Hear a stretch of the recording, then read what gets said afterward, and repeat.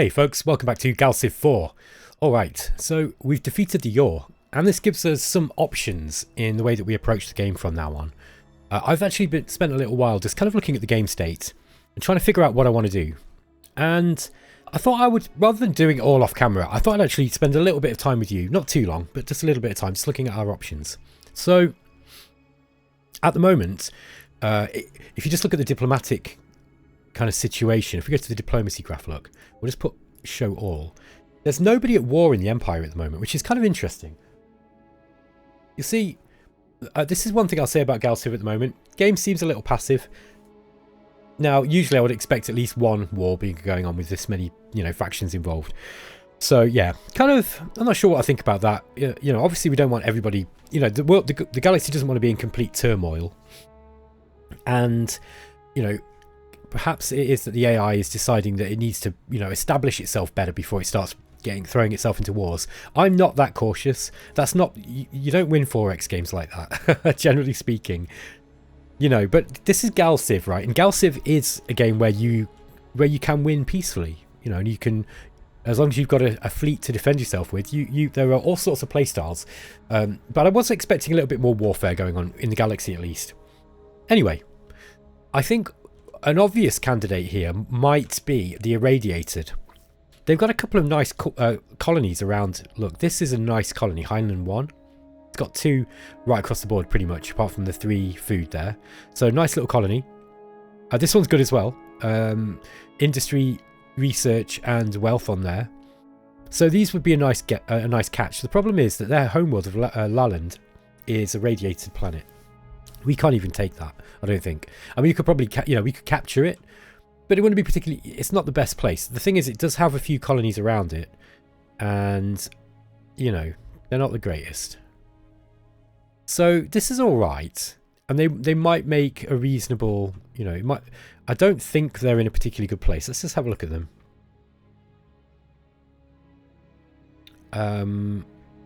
Yeah, they're no real threat to us, which is a good trait in a potential ally. Now, I don't think we want to be playing just as, we're not playing the Drengin, right? We're not trying to just dominate the entire galaxy by military. We can do that, I guess, but I think we'd start running out of friends. Now, I've still to analyze this game, really. I don't know what effect that would have. If we just, okay, right, we're going to attack you now, and then we rolled over and just, rolled over their planets and just took them all off them. How would the neighbours react? I don't know. Is the answer. I don't really remember that much from GalCiv 3. I think it depended on the difficulty level to some extent, if I remember right. Okay, so that's that one situation. That would gain us 1 core world if we can populate it with, and it's going to be the irradiated population that are going to be able to populate it, right? And we'll get 1, 2, 3, 4, 5 colonies feeding into it. So it's going to be a fairly reasonable world. It's a decent world as well for that particular race. We've also got this colony here of Akrab 3. Looks like it's an independent place. Yeah, I mean, oh, these by. Oh, okay. Sorry, this was the Yor, and we're actually okay. So we're actually going to take this one here. So yeah, this is probably going to get culture flipped anyway, but it's worth trying to. I mean, okay, so that's one target anyway. Now, what will the ramifications of that be? Well, these guys. Who is this? It's the Drath. So we'll then be neighbouring the Drath, okay? And I don't think this is the Drath's core world.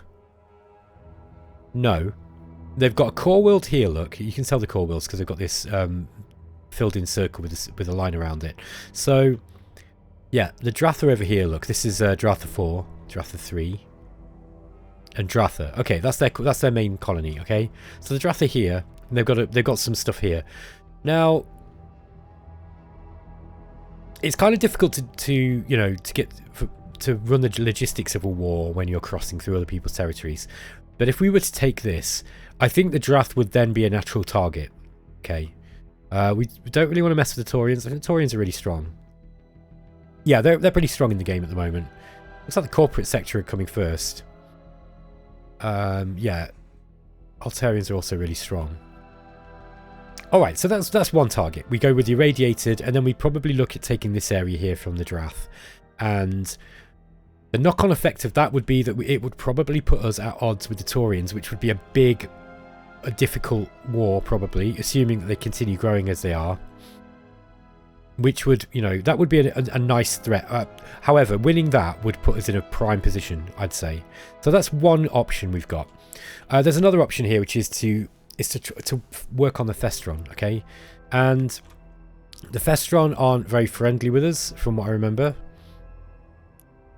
Yeah, they're unfriendly, but you know, they're not in a terrible place, but they are going down.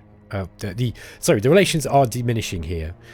You'll also notice that the Phalanoids here are also rapidly going down because we were at war with the Yor. So we're not in a bad place with everybody. In fact, the navigators actually quite like us. The Zaloxi, they seem to like something we've been doing. So yeah, oops. Let me just do this, sorry.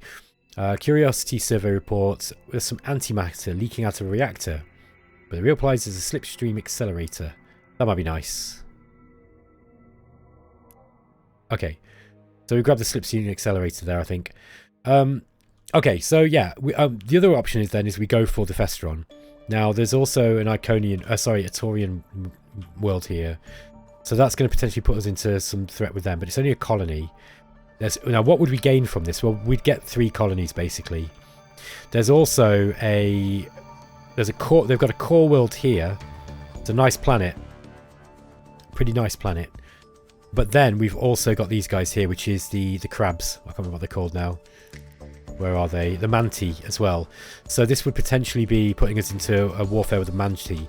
The other thing is, of course, is that we've then got a border with the Phalanoids here and the Drengin and these guys. Is it the Iridium? No, I forget their name now. Hold on. The Kryn. So also, yeah, we'd open up this sector at least with regards to our borders. So that's the other way we can go. We can go this way, and you know, I think then we kind of take this bit here. So we have like this area here, and then we try and keep these guys on our side, and, you know, and keep friends with the Drath and all these guys.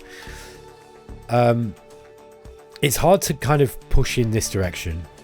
Now the Thestron are also over here. Look, this is kind of territory shared, I'd say, between the Thestron and the Drath. And it looks like the Thestron really are the guys who've got the biggest hold over this area. They've got the core world, look.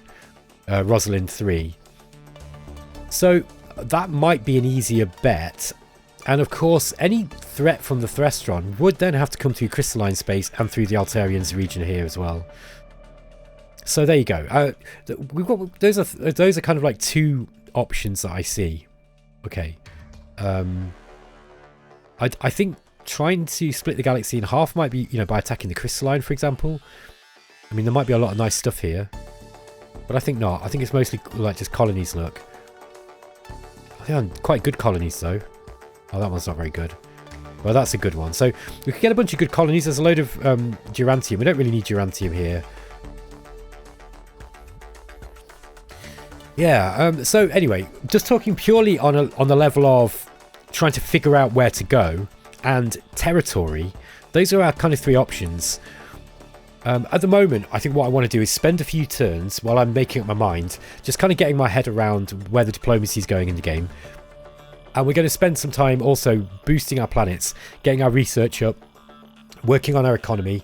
And I also noticed that we've got some very, very nice ships available now. We've got the Perseverance, which we've had for a while. This is just a frigate. But we've got the Gaze, which is a cruiser. And this is a nice ship because this boosts the beam weapons and shields of all the ships that are attached to the fleet. Very, very powerful ship. Then we've also got Hive Base 1, which is a dreadnought. It's a whole size, but it's classed as a dreadnought. Now its mass is 13. Actually smaller than the Gaze. But this thing, it's not got the strongest weapons on it, apparently. Yeah, however, it's got this special ability, so do not be fooled by the weak weapons and lack of defences. This is a floating drone platform that can battle entire enemy fleets. Okay, so it's got fighters attached, and it also boosts manufacturing on the worlds that it's set to. You know, to worlds in the ship's radius, increase hit points based on the commander's diligence. Allied ships within the area of effect repair 4 hit points per turn. This is a really, really interesting ship. I think we should probably try and get this thing. Also, this one's good, although we're not using a whole lot of beam stuff yet. So I think I'm going to spend some cash that we've got and try to get a commander. So we want somebody with a high resolve. Also, this ship wanted diligence too. I haven't got anyone with both of those. Got anyone with high resolve? Yeah, this guy here, for example. He's the Minister of Colonization. It's based on his social skills. So this is not the best guy. He's going to be better as a commander. So I'm going to drop him back into this pool, and we're going to get this hive base 1, I think. Okay, so we've got him in. Now we do need to find a Minister of Colonization, which is going to improve approval. So this guy's got a high social skill. Look, I think it was a social that we wanted, wasn't it? Yep, high social. So this guy is going to be good for that. Increases authority ideology. Meticulous and organised. Brad Art undertook extensive training to be an archivist. And he's cheap as well. It's actually pretty good. He's a pretty good commander there. He looks kind of weird too. Let's get him in there then. So our Minister of Colonization is a bit of an authoritarian. We've also got a Minister of Defense. Increases ship hit points and resistance based on the resolve of the assigned minister. Okay, so here we'd want someone with a high resolve score. He would do. Mike Mert has an alarming number of criminal connections. Okay, he sounds like somebody I want in control of my military. Increases pragmatic ideology and +1 intimidation. +10 pollution and manufacturing when assigned as a governor. That would be good for a governor. However, I think we're going to get him in that role as the minister. So this is going to make our fleets better. We've also got the Minister of Health. Increases growth based on the diligence skill of the assigned minister. So we need a diligent one here. And he would do. So there we go. We spent quite a lot of cash. But now we've got our minister post filled. So these guys are just producing a big passive bonus. Look, 16% to growth. That's pretty big. Okay. Minus 18% to maintenance because of the Minister of Finance. Hit points and resistance are up by 9%. Great stuff. We've got a Minister of Tourism as well. I don't think we've got a whole lot of tourism going on at the moment. All right, folks. So yeah, I just thought I'd take you through the sort of strategic situation a little bit, and we've done that now. We've also got that new ship, which will have appeared at Earth, I think. Yeah, there we go. Hive Base 1. So Hive Base 1, I think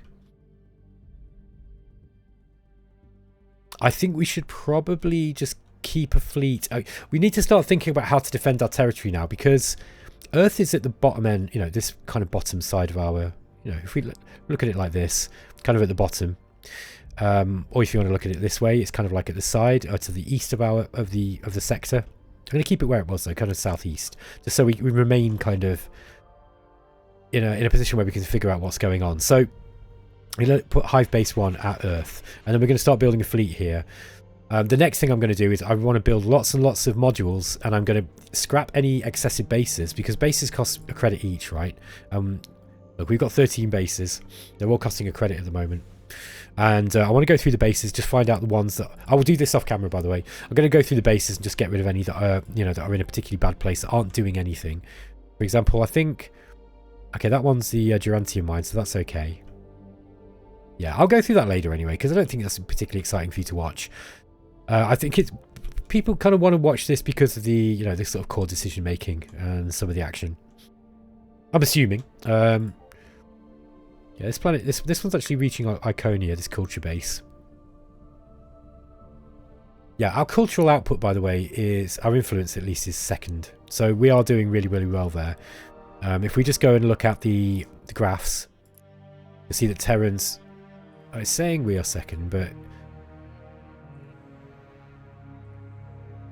who's this? The Kryn. Okay, the Kryn have really, really high on influence. Look.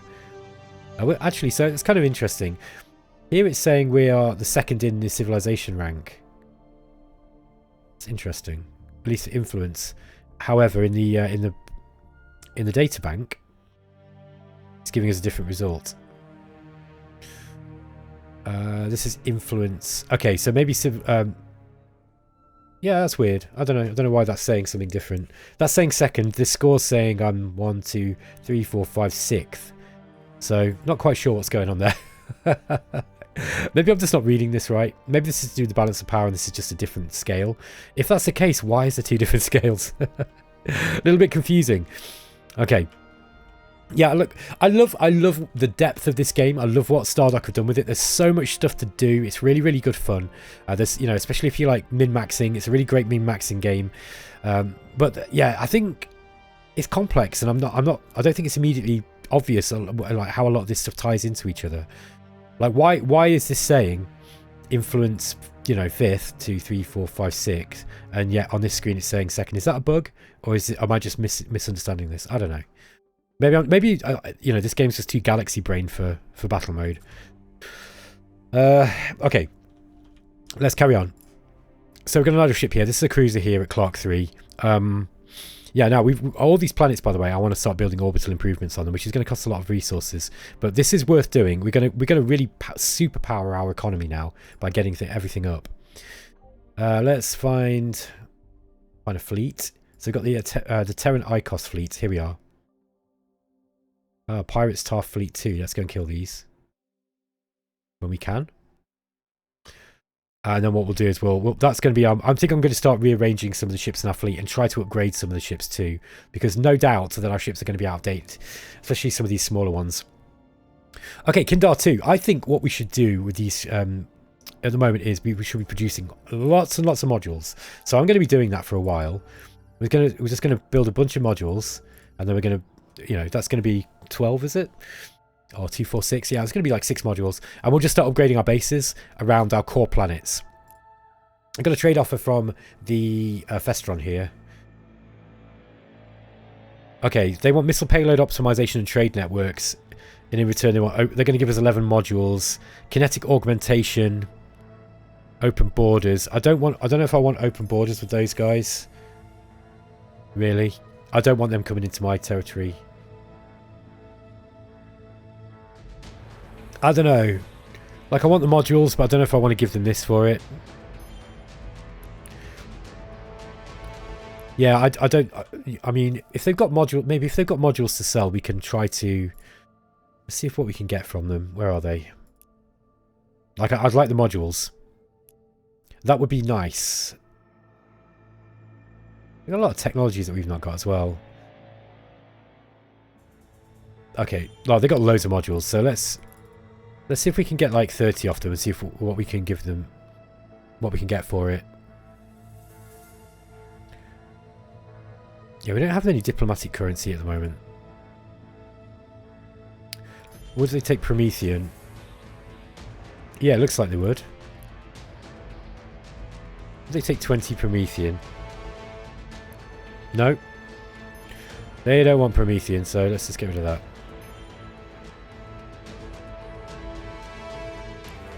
Oh, come on.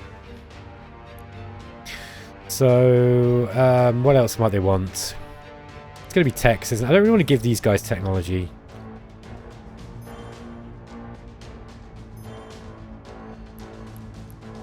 Alright, so they're willing to, like, for diplomacy, they're willing to give us like 24, look.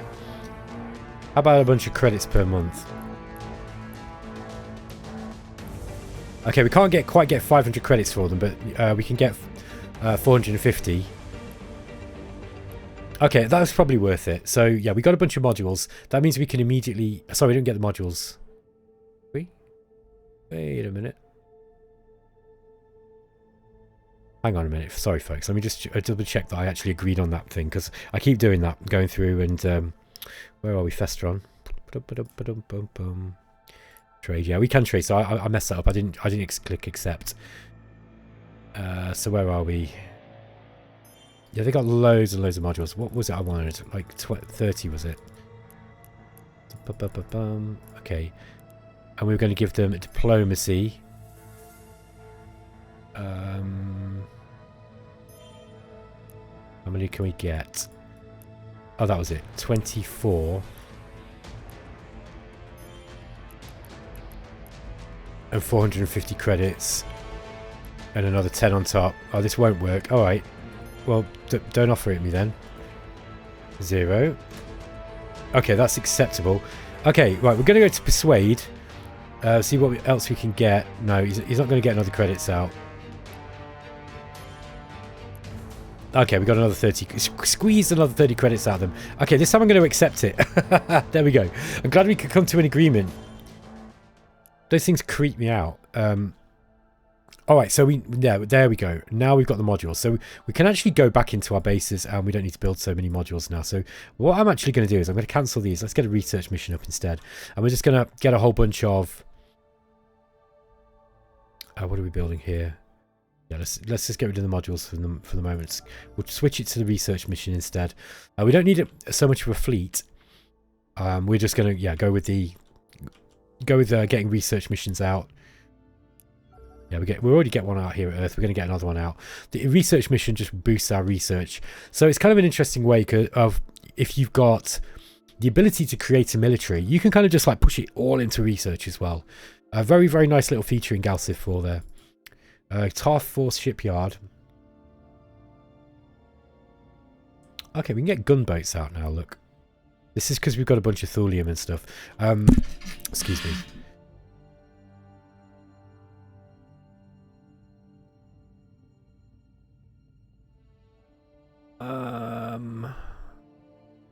Let's get a freighter and we'll start sending some more freighters out. I think we've not hit our trade limit. Nope. So let's go to Treasury. Yeah, we're quite low down on the Treasury score. We have been spending though, to be fair.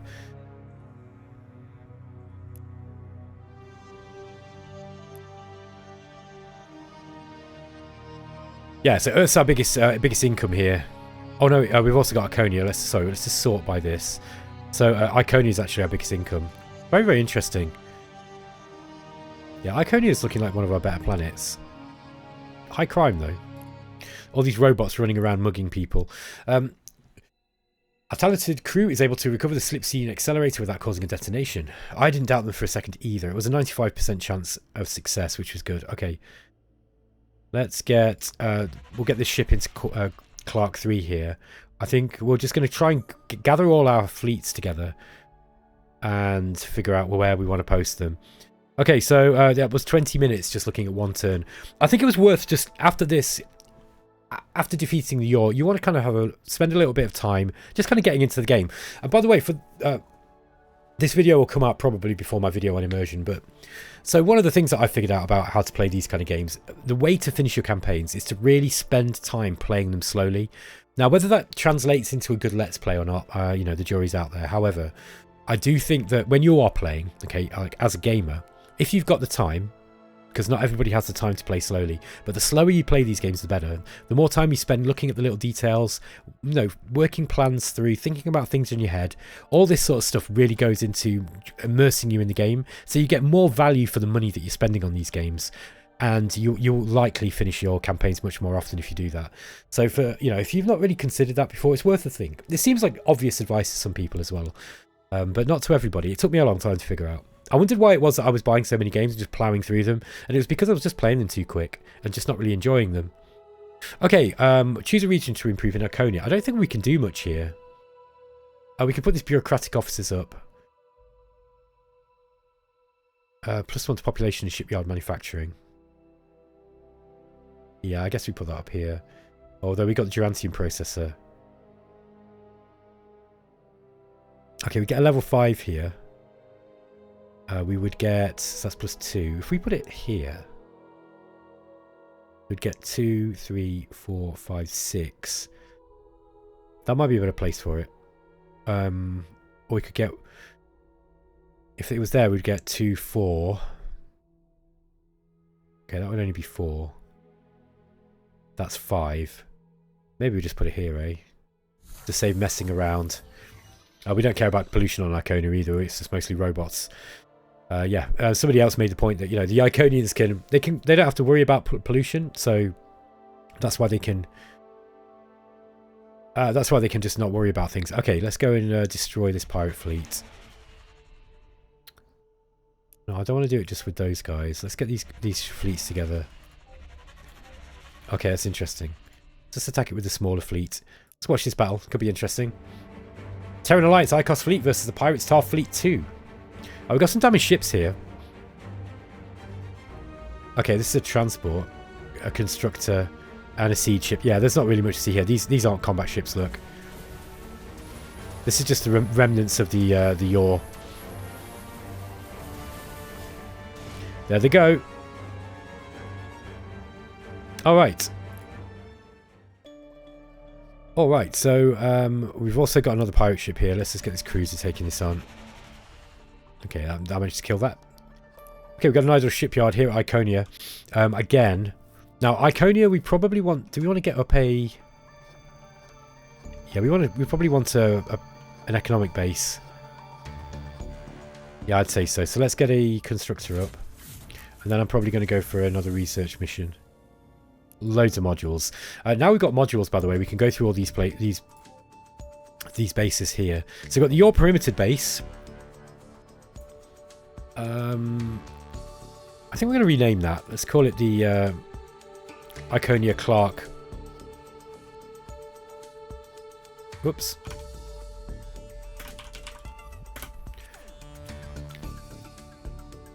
Clark Iconia Station. Okay. Alright. Okay, we don't need to put anything up here. This is okay. This one's fine. We've also got Clark 3 Outreach Service. Yeah, so these are all cultural bases. I don't know if we need all these cultural bases now. I think I'm going to keep them up for the time being, because it just... Obviously having more culture is helpful. Yeah, look, these are growing huge amounts of influence out. We've also got this one here, which this is an economic base. This is Clark Star Base. We'll call this Clark Finance. And... Okay, we can increase our research here by 4%. So it's already plus 3%. So that's plus 7% for Clark 3 and Clark 2. Now, one of them doesn't have a high research. Yeah, it's Clark 2's not very good at research, but that has helped here, look. Yeah, so we're getting 7% from Clark Finance. Small boost, but it will add up over time. Let's have a look at some of the other bases that we've got. We've got the Banfield Durantium Corporation. Okay, we've got a Techopod mining unit. Now this will increase our mining. So we're going to use that Techopod hive. We want more of those. I don't know if we can buy those on the bazaar. No, I don't think so. What else have we got? We could probably trade for more of those things. So that's the Durantium place. Let's have a look at Earth's Sol Star Base. Orbital replicators. Now we need Durantium for this one. So maybe we can... Let's try to swap some Durantium with someone. Because we are getting it, but... Yeah, 0.9. So it's going to take us a few turns to get that. Might be worth trading with someone. Let's see who we can trade with.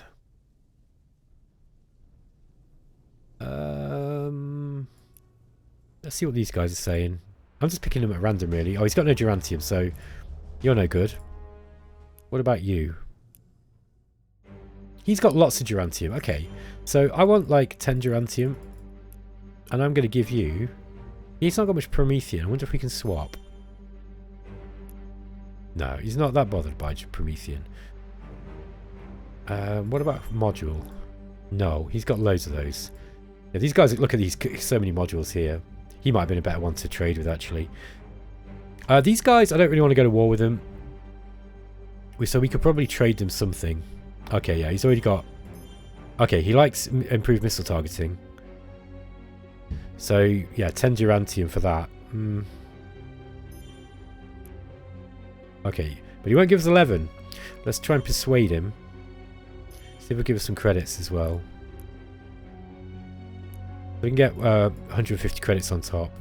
Remember to click accept. Okay, there we go. So we've got a bunch of Durantium now, and we can use that to upgrade some of these stations. So let's get back into these guys. So, what do we want? Yeah, I'm not bothered about defences yet. We'll sort those out if we are at war again, in a really serious war. But orbital replicators might be nice for the manufacturing bonus. That's going to give us 17%. And we've also got the interstellar collectors. So this is another boost on the manufacturing. So 23%. That's actually significant. Yeah, that's actually really significant. Let's just go and see how that's affected Earth. Yeah, we've got 23 now. So you can see that Sol Star Base 1 is actually giving 23% extra to that. Hive Base 1 is also giving 20%. So that ship that we've just got as well, this is really, really increasing the manufacturing on Earth in a big way. So, yeah, great stuff. If we put a Durantium processor on here as well, and we just ate up the pollution. We got a fair amount of pollution. What we could also do is, by the way, is we could take a look at the cultural thing that we've got now. These, for example, and we can start rearranging these because we've got loads of them. There's tons of them we need to go through and look at. But I'll probably do that in the next episode because I think I've kind of done enough talking.